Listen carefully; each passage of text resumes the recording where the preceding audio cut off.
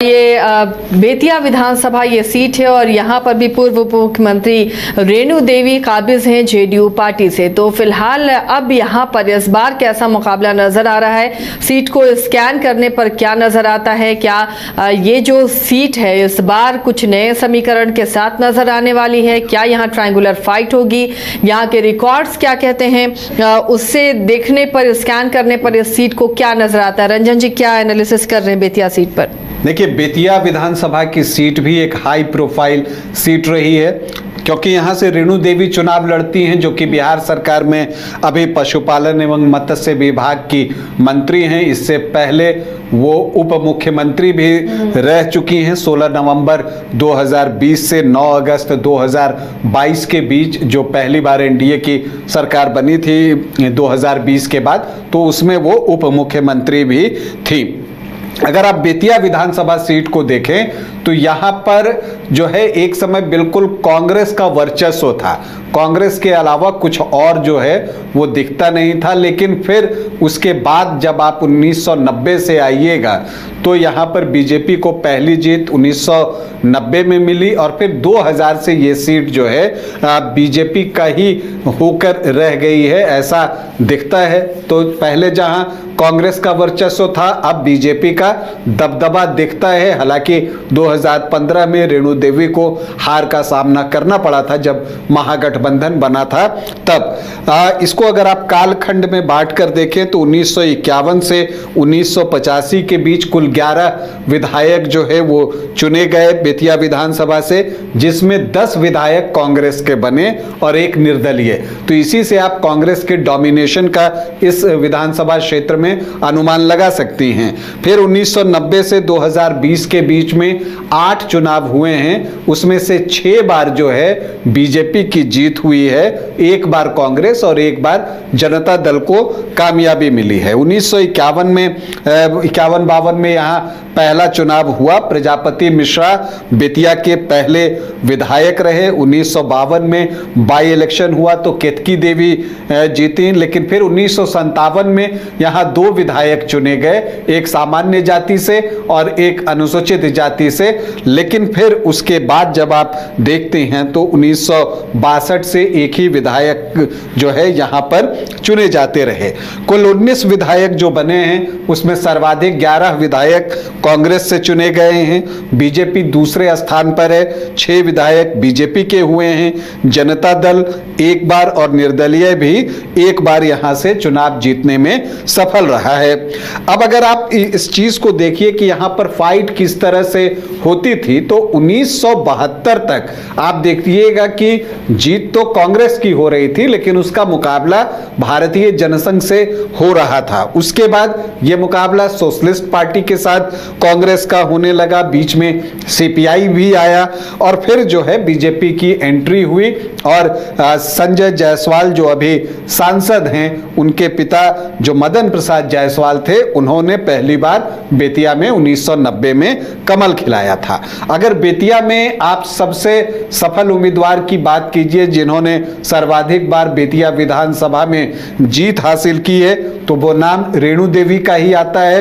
वो 5 बार बेतिया से चुनाव जीतने में सफल रही हैं, नोनिया जाति से आती हैं, ईबीसी अति पिछड़ी जाति से ये जाति जो है वो संबंध रखती है, उप मुख्यमंत्री रह चुकी हैं और जो दूसरे स्थान पर हैं वो गौरी शंकर पांडे हैं जो कि 4 बार बेतिया से चुनाव जीतने में सफल रहे हैं।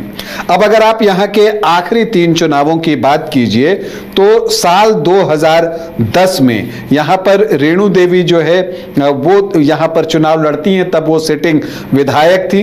42,010 वोट उनको आते हैं, 39.5% उनका मत प्रतिशत था और उनके सामने मदन मोहन तिवारी थे कांग्रेस प्रत्याशी के रूप में, लेकिन वो दूसरे स्थान पर नहीं आए, दूसरे स्थान पर आए निर्दलीय अनिल कुमार झा जिनको कि 13,221 वोट मिले, 12.5% वोट और तीसरे स्थान पर रहे मदन मोहन तिवारी जिनको 11.77% वोट मिले, 12,499 वोट। और एलजेपी के बिरबल यादव जो कि 1995 में जनता दल के टिकट पर चुनाव जीते थे, उनको 11,511 वोट आए, 10.84% वोट। फिर 2015 आता है और 2015 में जो है यहाँ पर महागठबंधन बन चुका था। जेडीयू, आरजेडी, कांग्रेस एक साथ चुनाव लड़ रहे थे और तब जो है इसका इम्पैक्ट भी यहाँ पर दिखा। जो समीकरण है बेतिया में बीजेपी का वो ये है कि यहाँ पर उनको जो अति पिछड़ी जातियाँ हैं और पिछड़ी जातियाँ हैं उनके वोट मिलते हैं, लेकिन 2015 में चूंकि नीतीश कुमार पाला बदल चुके थे, वो महागठबंधन के साथ थे, तो उसका असर जो है वो बेतिया विधानसभा सीट पर पड़ा, क्योंकि मदन मोहन तिवारी को तब 66,786 वोट आए, 45.26%। और जो रेणु देवी हैं उनको 64,466 वोट आए, 43.69% वोट। तो इस आमने सामने की लड़ाई में मदन मोहन तिवारी ने 2,320 वोटों की जीत हासिल की। तो एक कड़ा मुकाबला था, बावजूद इसके जबकि नीतीश कुमार उस तरफ थे, 43.69% वोट तब भी रेणु देवी को आए।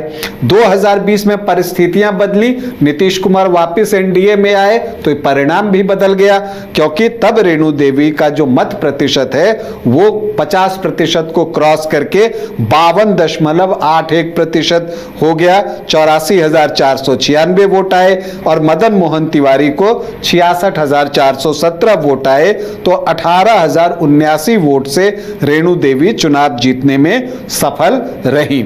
तो ये पिछले 3 चुनाव के आंकड़े हैं जो ये बताते हैं कि नीतीश कुमार जिस गठबंधन के साथ रहे उसका अपर हैंड बेतिया में रहा है। अब अगर आप देखें कि यहां से दावेदारों की बात करें तो ये मानकर चलिए कि बीजेपी वर्सेस कांग्रेस मुकाबला होगा। और इसमें एक बात यह है कि कांग्रेस से मदन मोहन तिवारी जो है वो तमाम कोशिशें कर रहे हैं चुनाव लड़ने की और जनसंपर्क भी कर रहे हैं। इस बार लोकसभा का भी वो चुनाव जो है पश्चिम चंपारण से लड़े, ये बात दिगर है कि वो चुनाव जीत नहीं सके। संजय जायसवाल जो है वो चुनाव जीते, लेकिन वो यहां पर कांग्रेस के प्रत्याशी हो सकते हैं। और जहां तक बीजेपी से बात है तो उप मुख्यमंत्री रह चुकी हैं, मंत्री हैं रेणु देवी, तो उनका टिकट जो है वो ऑलमोस्ट जो है वो कंफर्म दिखता है। हालांकि राहुल कुमार हैं वो यहां पर प्रयास कर रहे हैं बीजेपी से टिकट के लिए, और दीपेंद्र सर्राफ हैं वो एबीवीपी से हैं और उनकी कोशिश है, उनका जो बैकग्राउंड है एबीवीपी का है, उनकी पूरी कोशिश है कि उनको इस बार टिकट मिले। और चूंकि यहां पर वैश्य वोटर्स की संख्या बहुत अच्छी है तो ऐसे में जो है दीपेंद्र सर्राफ और दावेदारी करते हुए दिख रहे हैं। अब अगर हम यहाँ के जातीय समीकरण को समझें जो कि एक अनुमान पर आधारित है, तो जो अनुसूचित जाति के वोटर्स हैं 11.69%, जो अनुसूचित जनजाति हैं 0.78%, मुस्लिम वोटर्स की संख्या यहाँ अच्छी है 24.6% वोट उनका है। ऐसे में लगता है कि क्या AIMIM यहाँ कैंडिडेट दे सकता है, ये देखना दिलचस्प होगा। इसके अलावा यादव जो हैं वो 7 से 8% हैं, तो 32.5 से 33.5% का आंकड़ा जो है वो MY का पहुंचता है। राजपूत 2.5 से 3.5%, भूमिहार 2 से 2.5%, ब्राह्मण 4.5 से 5% और कायस्थ 1.5 से 2%, तो 11.5 से 12.5%। कोयरी 4 से 5%, कुर्मी 5.5 से 6%, तो लवकुश के वोट 10 से 11% और वैश्य 15 से 16%, जो कि एक बड़ी संख्या, जी हाँ बड़ी संख्या है।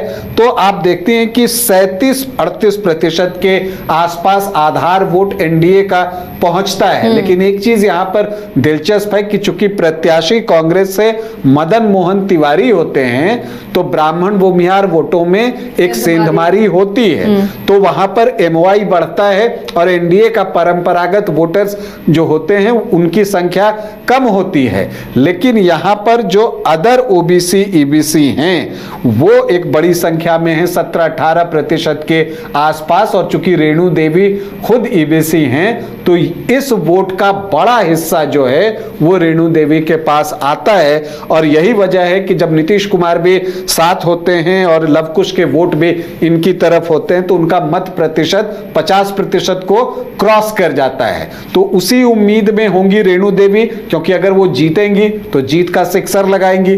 तो देखना है कि इस बार वो जीत का सिक्सर लगाती हैं या सिक्सर लगाने के प्रयास में बाउंड्री पर कैच हो जाती हैं। तो बेतिया की ये जंग बहुत दिलचस्प होने जा रही है और अगर यहाँ पर ट्रायंगुलर फाइट जैसी कोई सीन बनती है उसके बाद मुकाबला कितना दिलचस्प होगा इस पर हमारी भी नज़र बनी रहेगी और परिणाम क्या होंगे आप खुद अंदाज़ा लगा सकते हैं।